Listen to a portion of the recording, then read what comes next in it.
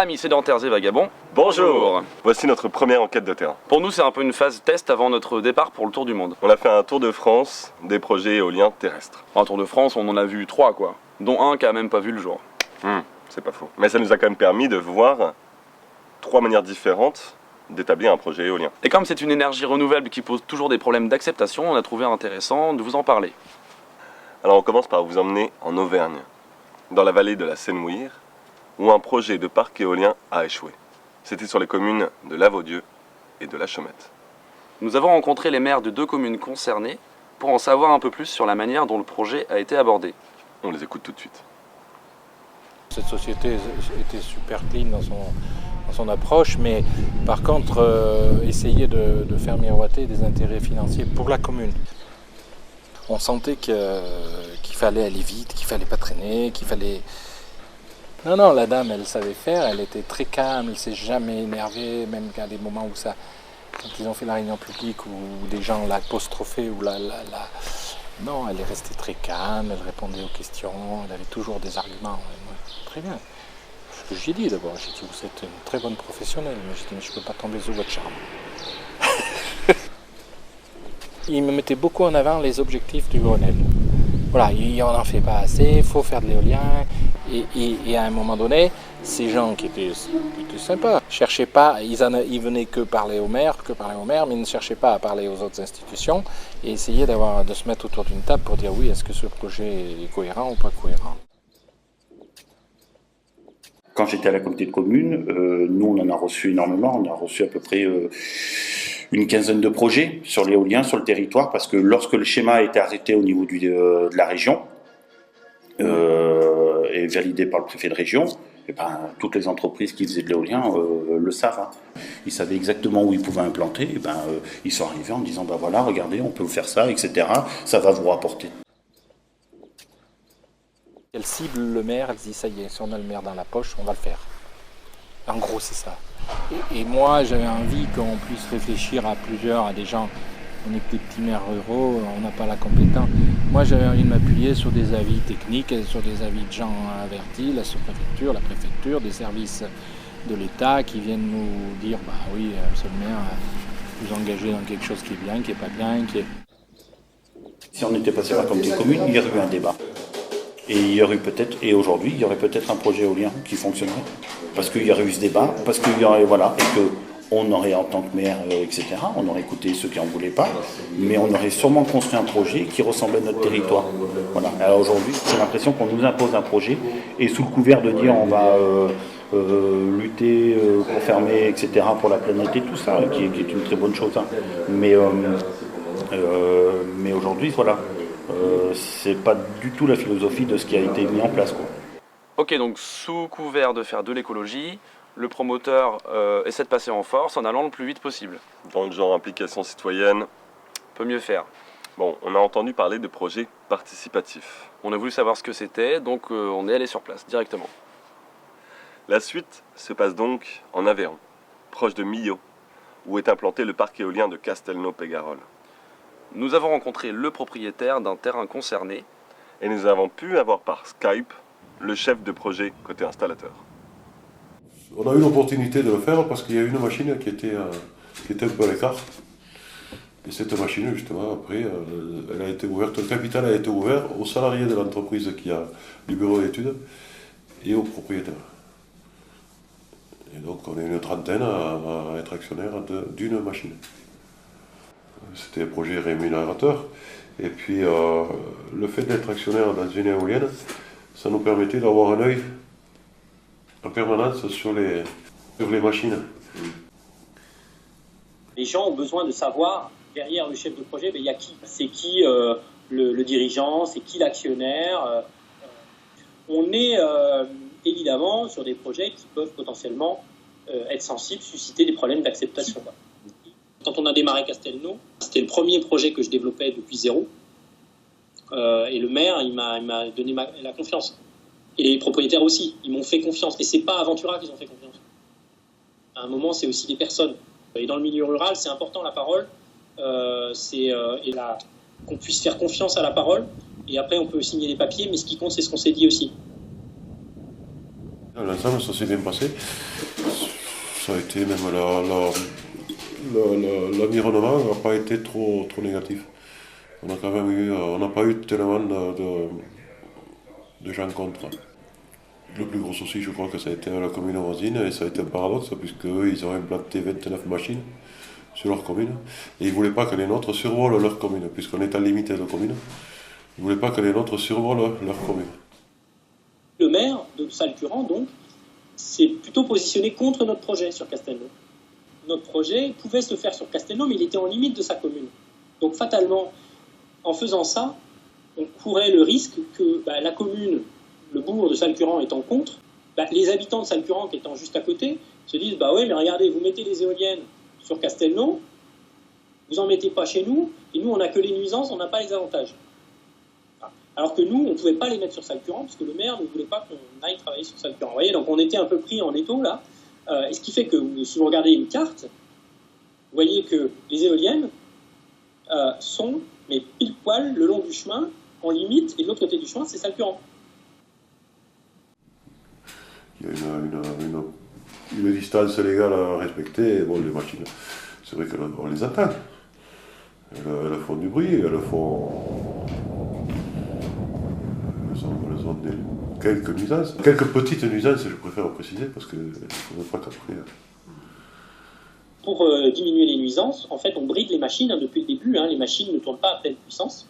Et par ailleurs, on a mis en place, en fait, chez une des fermes qui était la plus impactée, on a participé à des travaux de rénovation de leur maison pour des raisons de confort, thermique et acoustique, les deux.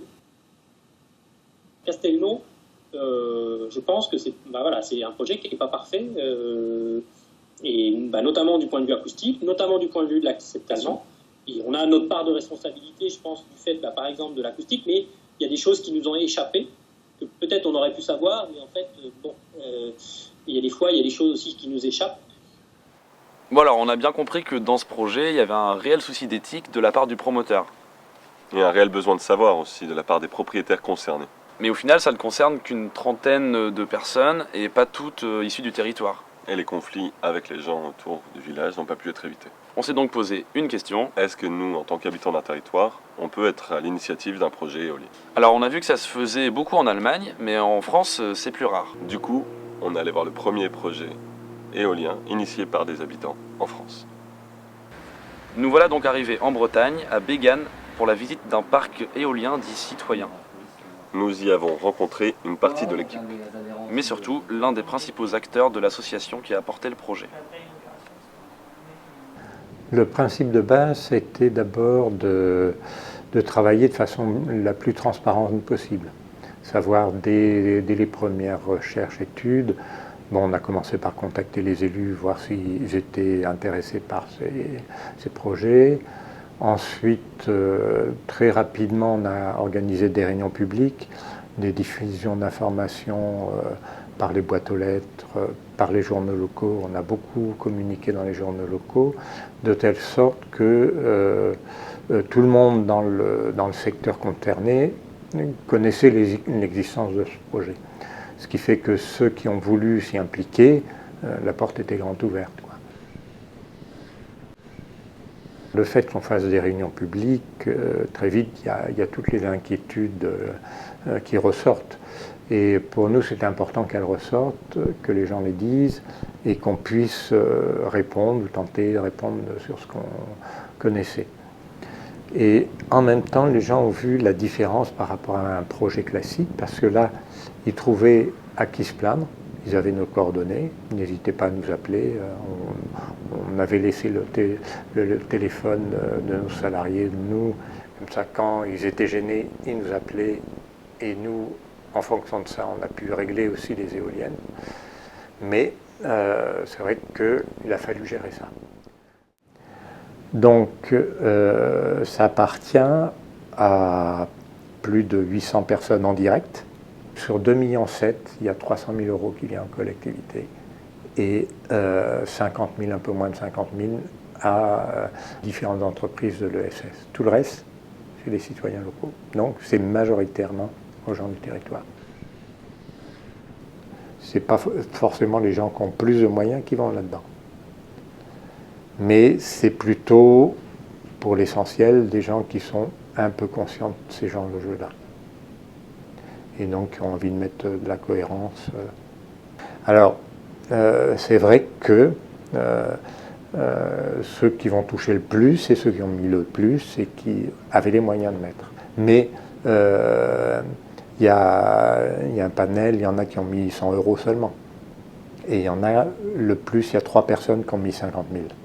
L'objectif, c'est vraiment que cette richesse locale, cette ressource locale, au même titre que si c'était du pétrole, du charbon, qui est sous nos pieds ou au-dessus de nos têtes, elle retourne au territoire qui a les impacts. Je disais qu'on entend les éoliennes, ça transforme un paysage, donc c'est un impact local, autant que cet impact sert vraiment au territoire.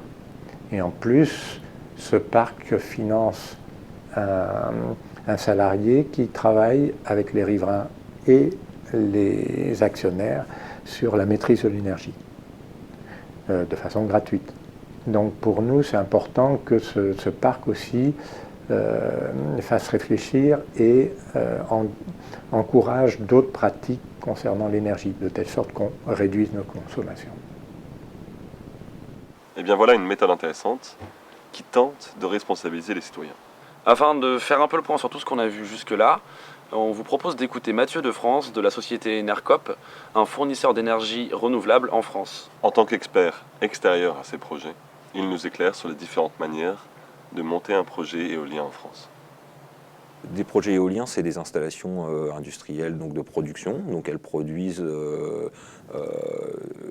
une ressource qui fait l'objet d'un échange, d'une transaction commerciale. Et donc c'est des entreprises, voilà, au sens économique, tout à fait.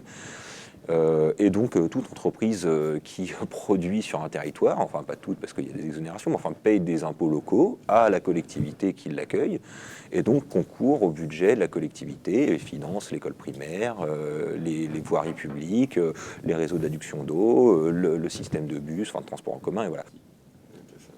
Mais après, il y a aussi d'autres modalités qui sont possibles, c'est-à-dire que la propriété de l'unité de production, elle n'est pas forcément que dans les mains de l'investisseur financier. Elle peut aussi être partagée avec des locaux. On peut même choisir une forme juridique de détention de cette unité de production qui soit peut-être plus égalitaire que la logique qui dit une action, une voix. La propriété en coopérative, par exemple, où les installations de production, elles peuvent très bien appartenir en partie à l'investisseur qui a développé le projet, mais elle peut aussi appartenir partiellement à la commune qui l'accueille. Elle a quand même un intérêt à se prononcer sur le fonctionnement de cette société, ses choix industriels, ses choix environnementaux, etc. Effectivement, pourquoi pas les voisins. Donc il y a quand même déjà un gain dans le sens où, même du participatif, les gens qui vont venir participer, ils auront une petite part du gâteau. C'est déjà une première étape, qui est mieux que rien du tout. Effectivement, ça peut facilement devenir le masque qui dit « regardez, c'est participatif » et puis qui cache le gros de l'affaire, ou c'est celui qui a amené les gros des capitaux qui va se faire aussi le gros des bénéfices. Le principe coopératif répond à ce sujet. Concrètement, ça donne que vous avez une éolienne qui va coûter, je sais pas moi, un parc éolien qui va coûter 10 millions d'euros, un petit porteur qui amène 100 € dans une part sociale, ce qui peut déjà représenter beaucoup d'ailleurs pour un citoyen lambda qui a des petits revenus, 100 €, ça peut déjà être conséquent. Mais étant donné qu'on est sur un mécanisme une personne, une voix, mais même si l'actionnaire majoritaire il amène 9 950 enfin voilà, et puis que l'autre il amène une part à 100 €, ils auront quand même une voix chacun. Donc ils sont à égalité.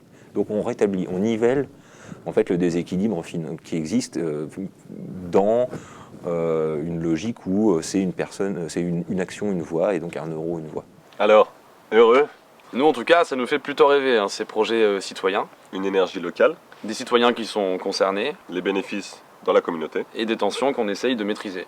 Mais est-ce que ça peut fonctionner partout? Et est-ce que les gens sont prêts à s'impliquer dans la production de leur énergie? Et est-ce que ça les aide à mieux maîtriser leur énergie au quotidien? Alors on s'attaquera à ces questions plus tard. En attendant, pour cette vidéo, on va laisser Mathieu de France conclure avec une note plutôt positive. La transition énergétique, elle est citoyenne aussi, pas seulement dans l'émancipation individuelle et la réappropriation des moyens de production, et elle est aussi dans la fraternité à l'égard des autres peuples auxquels on va sucer le sang du pétrole ou de l'uranium, parce qu'elle nous permet de ne plus aller financer ces guerres-là, le néocolonialisme qui est le modèle politique qui le permet. Mais on est sur une réelle indépendance énergétique où on va avoir notre acier, notre vent qui passe par chez nous et qu'on va utiliser sans nécessiter l'asservissement des autres peuples. Et donc en ça, je pense que c'est un progrès de l'humanité, quoi, tout simplement. Je peux pas le dire plus simplement. Quant à nous, on se retrouvera dans quelques mois, si tout se passe bien, pour un nouveau reportage en Amérique du Sud. Allez, à la prochaine. Ciao, ciao. Bon.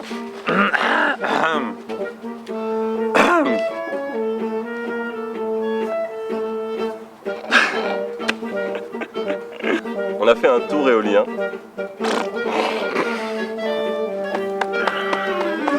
Et comme c'est une énergie...